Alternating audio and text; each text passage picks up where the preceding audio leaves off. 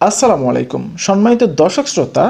সম্প্রতি বাংলাদেশের তৎকালীন প্রধানমন্ত্রী শেখ হাসিনার একটি কল রেকর্ড ফাঁস হয়েছে এবং এই কল রেকর্ডটি প্রচুর পরিমাণ ভাইরাল হয়েছে। তো চলুন প্রথমে আমরা এই কল রেকর্ডটি সম্পূর্ণ শুনবো এবং তারপরে এই ব্যাপারে কথা বলবো। সুদ করে ইউনুসের কথা শুনে লাফাচ্ছে আর ওই জামাতে ওরা কয়দিন আছে জি আপা। সামনে এক মাস থেকে কিনা দেখো। আপা আমার চিনছেন, আমি ছাত্রলীগের যুগ্ম আহ্বায়ক গোপালগঞ্জ সদরের আপা। হ্যাঁ, আপা আপনাকে খুব মিস করতেছি আপা। আপা দেশের অবস্থা তো খুবই খারাপ আপা। খুবই খারাপ। সবার উপরে শুরু করছে এখন খুব করা।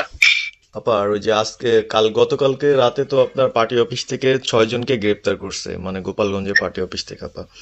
আপনি নিউজ জানেন কিনা আপা? আমরা তো বাড়িতে ঘুমাইতে পারতেছি না আপা। এটা প্রশাসন খুব মানে খারাপ করতেছে, যৌথ বাহিনী অভিযান করতেছে আপা, এই অবস্থা। হ্যাঁ, ওখানে তো একজন শিবির আর একজন হলো ছাত্র দল, তাদেরকে বসাইছে এখন গোপালগঞ্জে। জি আপা, এটা আসলে গোপালগঞ্জে এখন আপা আমার আমার আসলে আপনার সাথে অনেকদিন ধরে কথা বলার ইচ্ছা ছিল, বাট আপনি ধরছেন, অনেক ধন্যবাদ আপা। আর আমাদের গোপালগঞ্জে একটা দিক নির্দেশনা দিবে এরকমের একজনকে একটু সেট করলে আমাদের জন্য ভালো হয়। আর দ্বিতীয়ত তাহলে সারা বাংলাদেশে নেতাকর্মীরা হয়তো বা নামতে পারতো। হ্যাঁ, একজনের নাম বলবা, সাথে সাথে তাদের একটা মামলা দেবে এবং গ্রেপ্তার করে দেবে। ও, তাহলে তো ওইটা আসলে, তাহলে তো সেটাও তো আসলে, তাহলে আমাদের কোন দিকে যে যাব আপা আসলে।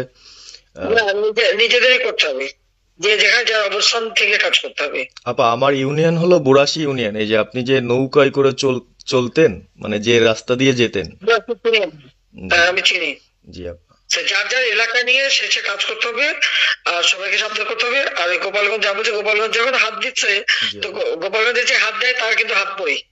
জি আপা। জি আপা। জি জি গোপাল। গোপালগঞ্জে হাত দিলে এটা ভালো হবে না। জি আপা। আপা আপনি ভালো আছেন তো আপা? আমি ভালো আছি, আমি ঠিক আছে। আমি এই যে কথা বলছি আমার বাংলাদেশে, কারণ কালকেই প্রজ্ঞাপন দিছে জি আপা। এনএসআই, র্যাব, ডিজিএফ সবাইকে রিপোর্ট, আইজিপি দেখে ইউনুস বলে দিছে, মানে আওয়ামী লীগ, আওয়ামী লীগের সাবেক এমপি, বর্তমান এমপি, ভবিষ্যতে এমপি হতে পারে, জি আপা। তারা তাদের আত্মীয় স্বজন, জি আত্মীয় স্বজন, জি আপা। প্লাস যারা কাউন্সিলর, মেম্বার, তারপরে মেয়র, যে যেখানে আছে এবং তাদের আত্মীয় স্বজন সবাইকে অ্যারেস্ট করতে বলছে। তোমরা কত করবে সেটাই তো কথা। হ্যাঁ আপা, এখন আমি কত করবে? আমি কালকে আমাদের ইউনিয়নের চেয়ারম্যান, আপনি চিনেন কিনা জানি না, এম ননি আহমেদ ননি, উনার সঙ্গে একটা মিটিং করলাম, কথা হয়েছে অনেকক্ষণই। তো উনি দিক নির্দেশনা দিল এবং কালকেই যাওয়ার কথা ছিল আমাদের একটা মিছিল নিয়ে, বুড়াশি ইউনিয়নের যারা ছাত্রলীগ করে কর্মী যারা আছে এদের নিয়ে আমরা একটা মিছিল নিয়ে যাওয়ার কথা ছিল। কিন্তু তার ভিতরই, মানে সন্ধ্যার পরে 7টায় প্রোগ্রামটা ছিল, আহ, তার ভিতরে নিউজ আসলো যে যৌথ বাহিনীর অভিযান চলবে। তো আমরা গেলাম না, ওনারা যারা গেছিল যাওয়ার পরে আপনার অ্যারেস্ট করলো। আর ওই যে পিছন দিয়ে যে গেটটা আছে না আপা, ওই গেট দিয়ে হয়তো বা 4-5 জন ধরেন যে চলে গেছিল বাইরে, এই অবস্থা। আর আমাদের যারা আসলে আমরা দলকে ভালোবাসি, আহ, আপনাকে ভালোবাসি, সংগঠনটাকে সুন্দরভাবে সচ্ছল রাখার চেষ্টা করতেছি, আহ, এদের খুব ডিস্টার্ব করতেছে খুবই। আপনার যেদিন জন্মদিন ছিল ওই দিন আমরা আমাদের ছোট ভাইদের দিয়ে, বঙ্গবন্ধু কলেজের ওদের দিয়ে আপনার অনুষ্ঠানটা ওরা করতেছিল, কেক কাটছিল, এর ভিতরে ওসি নিজে এসে ওদের কলার ধরলো। মানে খুব অ্যাক্টিভ যে 4-5 জন ছেলে আছে, হিমেল, তারপর বাপ্পি, রেয়াজ, সাকিব, তারপরে সাব্বির, এরা বঙ্গবন্ধু কলেজের আসলে, আহ, আমরা আমি ব্যক্তিগতভাবে যতটুক না করতে পারতেছি ওরা ততটুক করতেছে। এবং আমরা একটা মশাল মিছিলও করলাম সেদিনও আপনার। আর্মি আমাদের পরবর্তীতে ওদের বাসায় যে ঝামেলা করলো, আমি একদম সামনে ছিলাম, আমি আপনার ওই ছবিটা পাঠাইছি, আপনি দেখছেন হয়তোবা। আর প্রত্যেকটা মিছিল মিটিং ইনশাল্লাহ আপা থাকি, কিন্তু এলাকার এমন একটা পরিস্থিতি সৃষ্টি হচ্ছে, সেটা হলো আপনার 75 পরবর্তীতে যেভাবে মানুষজন ভয় পাচ্ছিল, সেই জিনিসটা আপা সবাই করতে চাচ্ছে, মানে জোর করে আসো আমাদের দলে যোগ দাও। মানে দোকানে বসলে, চার দোকানে বসলে অনেক কিছু শোনা যায়, অনেক কিছু বোঝা যায়।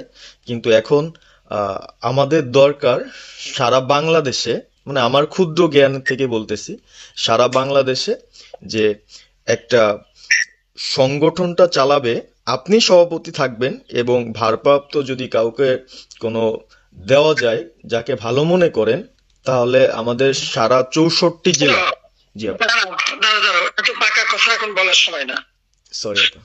এখন যার নাম দেবো তাকে সবার আগে অ্যারেস্ট করবে, আর তার নামে সবার আগে মামলা দেবে। জি আপা। আপা আমাদের মাঝে মাঝে ওই যে প্রেস, মানে কালকে যে প্রেসটা দিচ্ছে এটা আমি সুন্দর পড়ছি, অনেক ভালো লাগছে এবং আমি আমার ফেসবুকে ছাড়ছি। হ্যাঁ, ওটা আমি নিজে দেখে দিছি, আমি কারেকশন করে দিছি এবং আমাদের ফেসবুক ওটা দেওয়া হচ্ছে, ওইভাবেই যাবে। আর আমাদের আমরা কয়েকজন নেতা ঠিক করে দিছি, তারা বিভিন্ন ইস্যুতে একটা করে স্টেটমেন্ট দেবে। জি আপা। আমার অনেক, তুমি নাম দিতে বলো, হ্যাঁ শেখ সেলিমের নাম দিয়ে দাও, সে চালাক। না উনি কিভাবে, উনি তো মানে আমাদের কে চালাবে? আমাদের কে চালাবে? আপনি যারে বলবেন। আমি জানি বললে তো হবে না, তোমাদের এই যে বাস্তবতা বুঝতে চাও না কেন? জি আপা। এখনই যার নাম দেবো তখনই সে অ্যারেস্ট হবে। তাহলে আপনি, সাজার খান, জি হ্যাঁ সাজার খান নামছে, সব তাকে অ্যারেস্ট করছে। জি আপা। বসে বসে মানে কার কাছ থেকে কি পাকা কথা শুনবো বলে তো লাভ নেই। জি আপা। এটা তো নর্মাল, আমাদের তো নর্মাল রাজনীতি করতে দেবে না। জি আপা। ওই ওসি যে ওসিকে কলার ধরেছে, ওসির নাম কি, ওসির বাড়ি কোথায়, সেটা খোঁজ করে বার করো, আমায় পাঠাও। ঠিক আছে আপা, আপা যদি সুযোগ থাকে আপা, আমি আজকেই আপনাকে ওই বিস্তারিত পাঠাচ্ছি, উনি কত সালে ঢুকছে সবকিছু পাঠাচ্ছি আপা আপনাকে।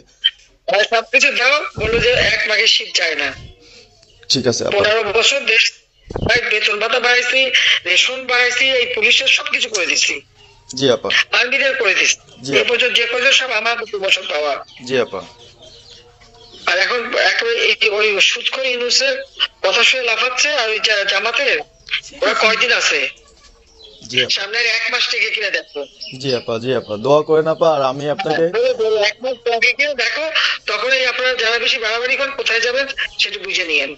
জি আর এই তালিকা সব করে রাখো আপা। আর যারা যে ঘর বাড়ি ভাঙা পোড়ানো তাদেরকেও হিসাবটা নাম রাখো, এবার যেন ভুল না হয়, পরে এর চাচা, ওর মামা, ওর শ্বশুর, ওর শাশুড়ি, এইগুলি যেন না হয়। আপা।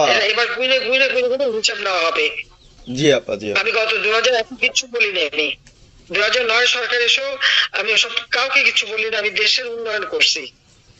আল্লাহ এরপরে যদি আল্লাহ যদি সুযোগ দেয়, তার আগে যারা আমার নেতা কর্মীরা হাত দিচ্ছে, কোপায় কোপায় ছাত্রলীগে মারতেছে, প্রত্যেকের এক একটা শিক্ষা আমি দিয়ে ছাড়বো। তো চলুন এবার এই ব্যাপারে কথা বলা যাক। এখন প্রথম কথা হচ্ছে, আমি বাংলাদেশের তৎকালীন প্রধানমন্ত্রী শেখ হাসিনার উদ্দেশ্যে একটা কথাই বলতে চাই, সেটা হচ্ছে যে আপনার কি মনে হয় আমরা আবারও খাল কেটে কুমির আনবো? সেটা কখনোই সম্ভব না। বাংলাদেশ থেকে তৎকালীন প্রধানমন্ত্রী শেখ হাসিনা, সেই সাথে আওয়ামী লীগ আগামী 500 বছরেও আর বাংলাদেশের বুকে আওয়ামী লীগ ঢুকতে পারবে না। যেহেতু আগামী 500 বছরে বাংলাদেশে আওয়ামী লীগ দলটি ঢুকতে পারবেই না, সেহেতু আমরা বলতেই পারি আওয়ামী লীগ দলটিকে আমরা পুরোপুরিভাবে ধ্বংস করে ফেলেছি। কারণ তারা মানুষকে নির্যাতন করতে করতে একদম সহ্যের বাঁধ ভেঙে দিয়েছিল, যার ফলে তাদের অকালে পতন হলো। যদিও আমরা এটাকে অকাল বলতে পারি না, তারা দীর্ঘ 16টি বছর এই দেশকে শাসন করেছে এবং এত পরিমাণ বর্বরতা চালিয়েছে যে দেশের মানুষ তাদের উপর পুরোপুরি অতিষ্ঠ। এবং তারা যখন দেশ ছাড়লেন, সাথে কয়েক হাজার লাশ ফেলে গেলেন। তো যাই হোক আপা, আপনি যতই লাফালাফি করেন কোনো লাভ নাই। যদি আপনি অন্য দেশে পালিয়ে যেতে পারেন তাহলে তো হলোই, আর যদি আপনি ঘুরে ফিরে আবার সেই বাংলাদেশেই ফিরে আসেন তাহলে বিচারের আওতায় তো আপনাকে আসতে হবেই। আমরা আশা করছি যে আপনাকে এমন একটি বিচারের আওতায় নিয়ে আসা হবে যেন পরবর্তীতে বাংলাদেশের প্রধানমন্ত্রী হিসেবে যেই আসুক না কেন তিনি যেন যথাযথভাবে শিক্ষা লাভ করেন এবং জীবনেও কেউ এরকম স্বৈরাচারী হওয়ার দুঃস্বপ্ন না দেখে। যাই হোক সম্মানিত দর্শক শ্রোতা, এই ছিল আজকের ভিডিও। এতক্ষণ আমাদের সাথে থাকার জন্য সবাইকে অসংখ্য ধন্যবাদ। দেখা হবে পরবর্তী ভিডিওতে। সেই পর্যন্ত ভালো থাকবেন, সুস্থ থাকবেন, আমাদের সাথেই থাকবেন। খোদা হাফেজ।